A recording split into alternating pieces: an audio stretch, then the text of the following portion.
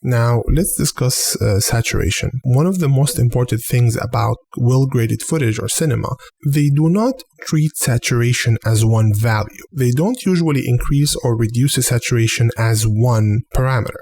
You have to think of saturation as different small adjustments that are done throughout the image. Usually shadows are way less saturated than midtones and highlights are usually also a bit less saturated than the midtones. And even controlling which part of the midtones is more saturated is very important. So let's take a look at this image here. Now I'm going to add a new node, come to curves, go to Luma versus saturation, and just take the saturation out of the shadows, okay, and increase it in the midtones. Now notice the more I take it to the left, it looks different. The more I take it to the right, the image looks a bit different. It's very important to understand how do you control your saturation. One of the best tricks I like to do is just to have a new node and just keep it towards the end of the stream. So this is the last node things will pass through. And I will always keep the shadows less saturated in this node. It will be much more clear when you look at this footage. Now, color, reset all grades and nodes. Let me just balance this a bit.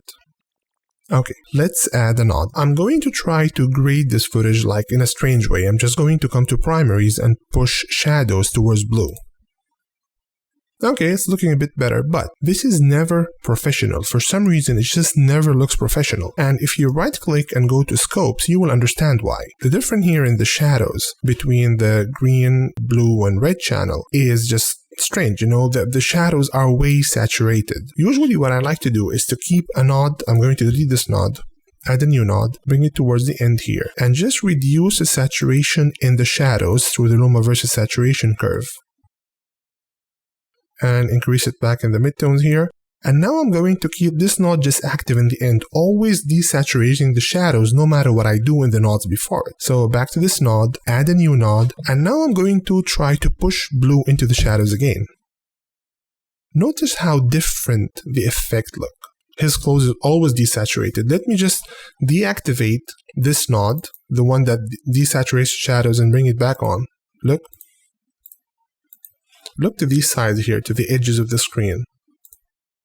Look how strange this looks and how natural this looks. Of course, there is no wrong and right here. This is what I think, but usually what I do, a trick that I like to use, is just to keep this node towards the end of the node structure and always make it desaturate the shadows no matter what I do before it.